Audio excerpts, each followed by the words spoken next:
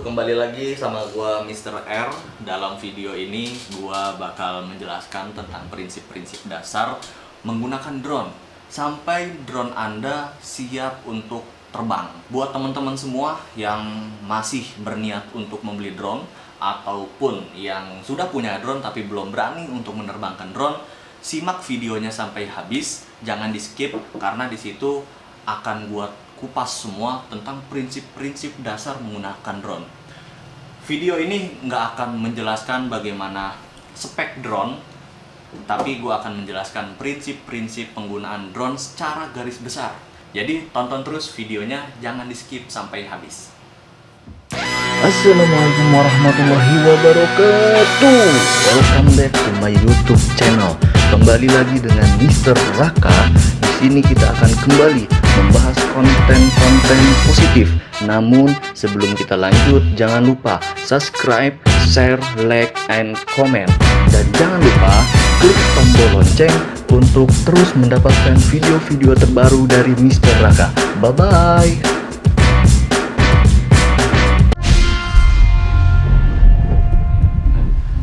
Gue akan menjelaskan bagaimana dari awal drone dihidupkan sampai drone siap untuk terbang. Dan juga gue akan menjelaskan apa aja yang perlu disiapkan dan tools-toolsnya ini apa saja. Oke? Ini adalah unit drone. Ini adalah unit drone ya. Ini drone-nya.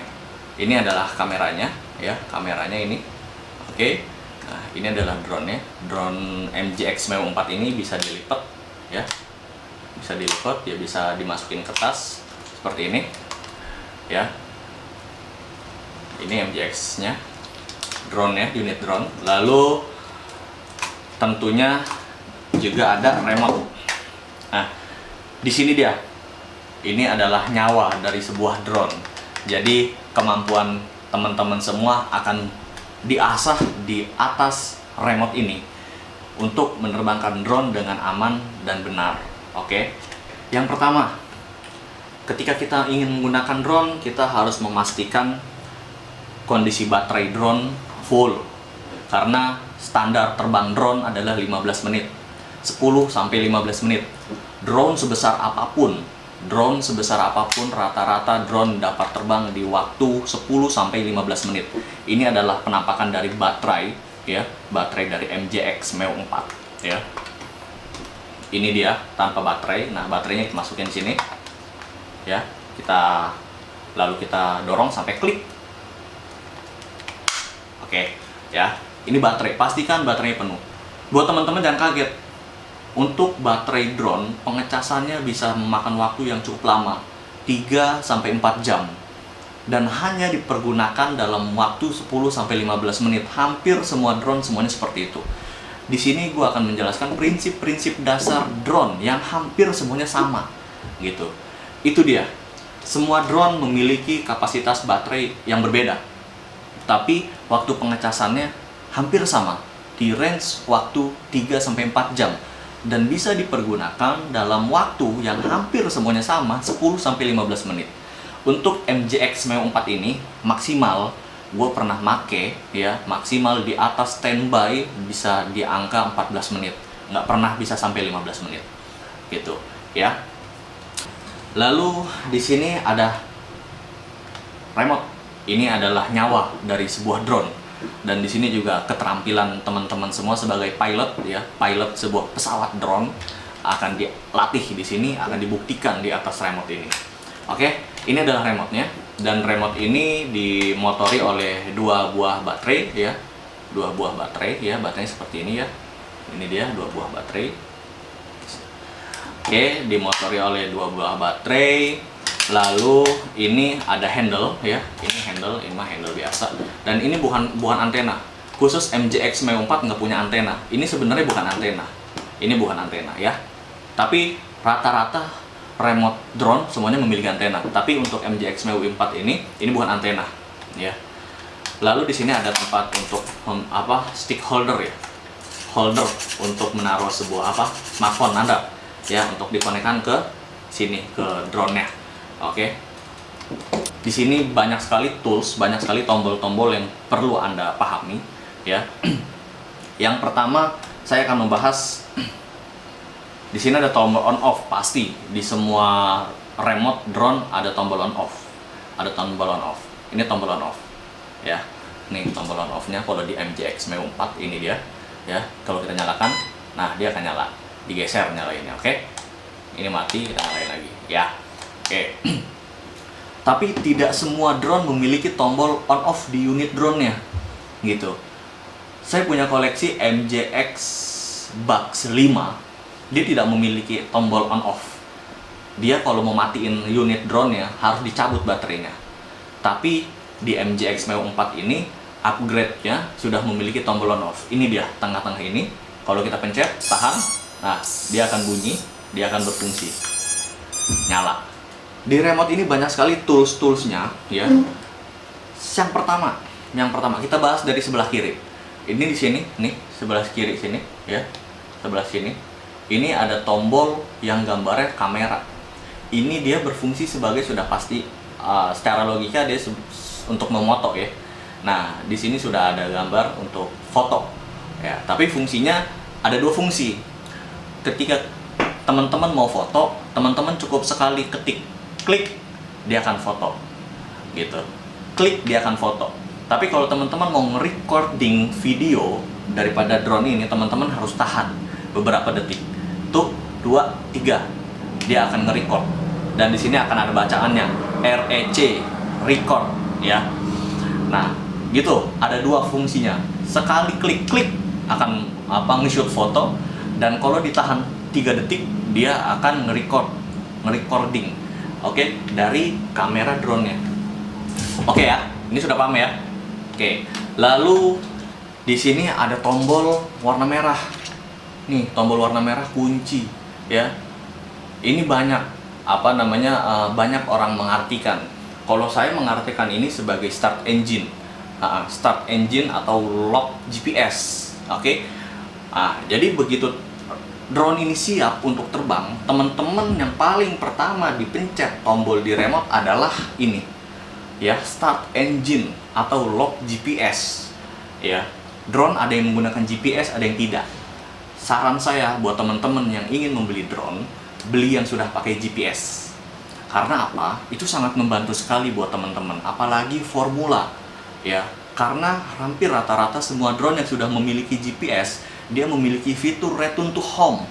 Apa tuh? Return to home tuh pulang ke rumah. Pulang ke rumah, pulang ke titik awal dia terbang. Nih, drone saya terbangin misalnya di sini. Begitu saya terbang jauh, sudah nggak kelihatan atau hilang sinyal, dia akan pulang sendiri tanpa kita kutak-atik remote-nya. Dia akan otomatis pulang sendiri, ya, ke titik awal penerbangan. Itu dia fungsi daripada drone yang sudah memiliki GPS. Ada fitur itu, namanya return to home. Jadi saran saya buat teman-teman semua yang memiliki niatan untuk membeli drone, beli yang sudah pakai GPS, yang sudah ada fitur GPS-nya, ya. Harganya nggak begitu beda jauh kok sama yang belum punya GPS. Jadi mahal sedikit tapi aman gitu. Oke, kembali lagi. Ini adalah start engine ya, gambar gembok warna merah, atau ada juga yang gembok warna hijau. Nah, ini start engine atau lock GPS gitu. Drone-nya sudah siap. Langkah pertama, pencet. Ini dia, start engine. Baling-baling si drone akan berputar. Tidak kencang, berputarnya bukan lambat, tapi tidak kencang, masih kalau motor baru dinyalain di starter, dipanasin, ya. Nah, itu dia fungsinya start engine. Dia akan berputar, ya, tapi nggak kencang, nggak sampai langsung terbang, masih duduk, masih di darat, tapi dia sudah berputar 4-4-nya. Oke, nah ini fungsinya. Dan fungsinya apa lagi?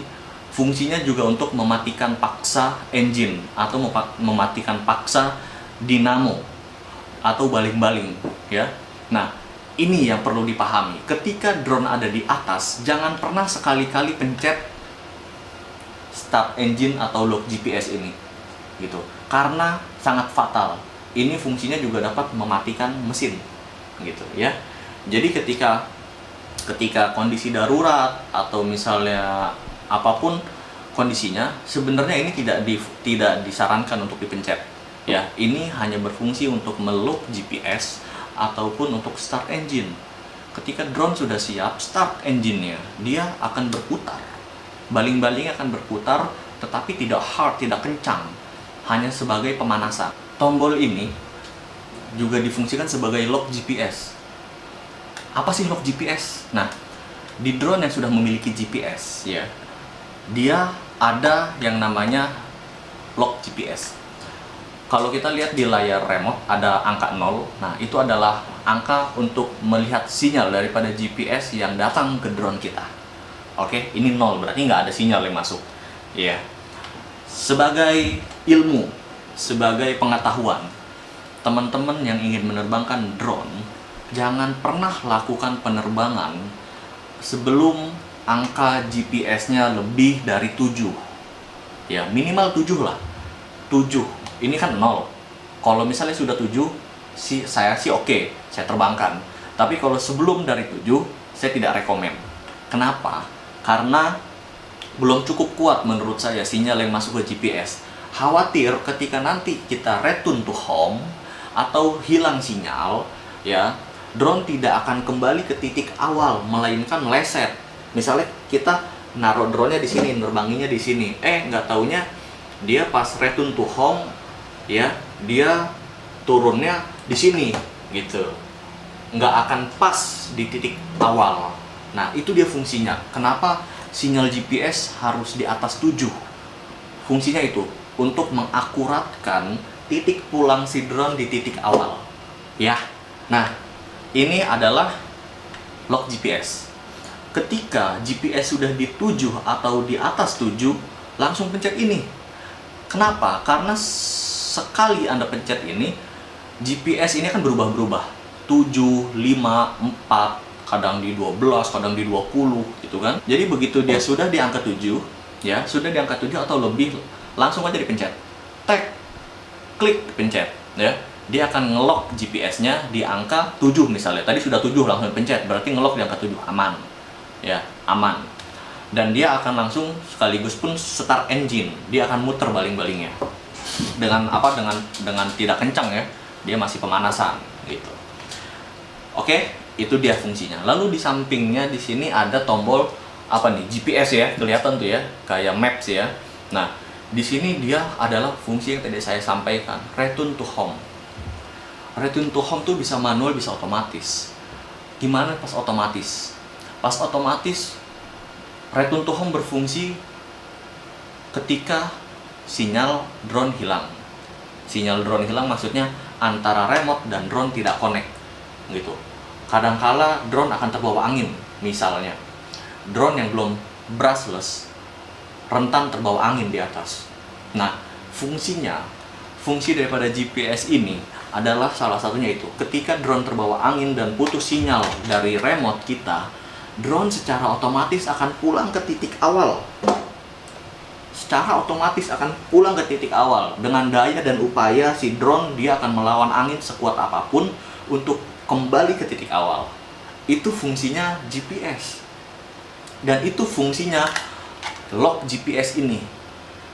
Dan itu juga fungsinya harus di atas 7 angkanya. Nah, jadi prosedurnya cukup banyak. Cukup perlu diingat. Jangan sampai diabaikan, karena demi keselamatan drone kesayangan kita. Paham ya? Oke. Itu adalah fungsi return to home secara otomatis. Ketika sinyal antara remote dan drone itu hilang, kontak, putus, drone akan secara otomatis pulang ke titik awal. Apabila tadi yang saya sampaikan, sinyalnya di lock di angka 7 atau lebih, ya, sinyalnya di lock di angka 7 atau lebih. Kalau di bawah 7 saya nggak rekomen, karena khawatir drone tidak di posisinya, melainkan mungkin bisa 10 meter dari titik posisi, ataupun 5 meter, ataupun kemana gitu ya. Khawatirnya di sampingnya got, atau danau, atau kali, atau sungai. Nah, nanti takutnya dia tidak pas di sini, turunnya di sono, turunnya di air. Nah, bahaya tuh. Makanya sebisa mungkin maksimalkan angka sinyal drone, angka sinyal GPS-nya. Syukur-syukur lebih di atas 7 lebih bagus. Itu secara otomatis. Tapi bagaimana secara manual. Nah, ini sering saya lakukan ketika saya panik waktu awal-awal belajar drone. Dulu saya sering memencet return to home ini ketika saya panik. Ketika saya panik, drone tidak terkontrol, akan saya langsung pencet. Kenapa? Dia akan pulang dengan sendirinya juga. Ketika tombol return to home saya pencet, drone ini akan langsung memerintahkan dirinya untuk pulang ke titik awal. Nah gitu. Saya pernah juga menerbangkan drone ke tutup pohon, ya, kehalangan pohon, dan saya nggak bisa lihat drone saya. Saya pencet return to home, dia pulang. Tapi yang perlu diketahui, return to home, ya, return to home, dia tidak mengenal altitude ataupun distance. Dia tidak mengenal altitude ataupun distance, ya. Namun tidak berlaku dengan drone-drone yang sudah memiliki sensor seperti DJI Spark ataupun yang di atasnya Mavic ataupun banyak ya. Nah, tidak berlaku karena dia sudah memiliki sensor depan, belakang, atas, bawah. Jadi dia tidak mungkin nabrak pohon karena jarak 1 meter dia akan stop. Di atas ada pohon, jarak 1 meter dia akan stop. Gitu. Jadi hebatnya drone-drone yang sudah pro yaitu dia memiliki sensor di mana-mana. Jadi mengurangi resiko si drone ini nabrak. Ketika dia return to home, terus dia akan bergerak ke titik awal, ya kan, tanpa dia melihat sekelilingnya. Itu adalah tombol return to home. Lalu ini apa? Joystick ini apa? Ah, inilah keahlian teman-teman semua sebagai calon pilot drone akan dilatih, diuji, dicoba di sini ya. Oke. Yang sebelah kiri ini apa sih? Nah, yang sebelah kiri ini joystick altitude. Ya, joystick altitude. Ketika kita jewer nih joystick ke atas, si drone akan naik. Ya. Ketika joystick ini kita jewer ke bawah, si drone akan turun. Altitude dia akan naik turun. Oke. Lalu ketika drone joystick kita jewer ke kiri dan ke kanan, si drone akan bermanuver. Bermanuvernya muter di tempat. Ke kiri ya ke kiri, kanan ya ke kanan. Nah, itu dia fungsi tombol dari remote drone. Hampir semuanya, bukan hampir semuanya, semuanya lah, semua remote drone itu seperti itu. Prinsipnya sama. Ya. Jadi dia ini adalah altitude dan manuver. Nah, yang sebelah kanan apa sih? Nah, yang sebelah kanan ini distance. Ya, ukuran jarak antara remote dan si unit drone. Ketika kita jewer dia ke atas, dia akan jalan. Dia akan jalan gini ke depan. Oke. Ketika kita jewer ke bawah, ya, dia akan mundur gini. Oke. Ketika kita jewer dia ke kanan dan ke kiri, dia akan ke kanan. Dia akan ke kiri. Yang perlu kita sama-sama ketahui tentang altitude dan distance, ya. Remote ini selalu lurus terhadap drone. Maksudnya gini, drone ini nggak akan buta, ya. Kalau kita beri dia posisi maju, ya, dia akan tetap maju. Kepalanya tetap ini maju. Kalau kita kasih perintah dia mundur, dia akan mundur. Ini buntutnya. Walaupun kondisinya lagi hadap-hadapan sama saya. Ketika saya kasih dia perintah maju, ya dia akan maju. Ketika saya maju ke kepalanya, ya, ketika saya kasih perintah dia mundur, dia akan mundur. Buntutnya. Nah, itu yang perlu sama-sama kita tahu. Jadi jangan beranggapan drone ngadepnya ke sono, ketika kita suruh maju, mundur. Ketika ngadep ke sini, ya, maju ke sono, mundur ke sini. Enggak, ya. Dia bergerak tetap berpedoman kepada kepala dan buntut, kanan dan kirinya si drone. Ketika kita bicara kanan, dia akan ke kanan. Ke kanan mana? Ya sesuai dengan kepalanya dia. Ini kepalanya dia, ya kan? Kepalanya dia kanan mana ke sini. Ini kepalanya dia kiri mana sini. Oke? Ya, itu yang perlu sama-sama dipasangkan di mindset kita sebagai calon pilot. Karena kalau itu kita masih keder, teman-teman akan panik di atas. Yakin akan panik.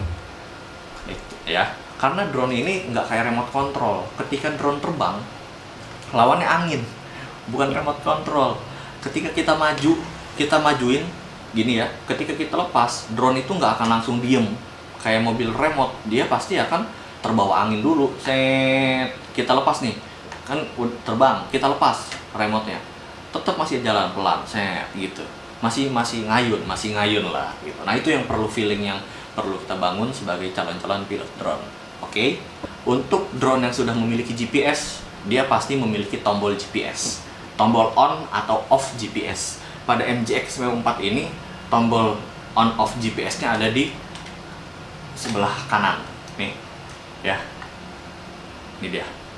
Ada off, ada on. Off, ada on. Ya. Nah, dia fungsinya untuk meng-off atau meng-on-kan GPS. Oke. GPS ini bagus, tapi GPS ini juga berbahaya.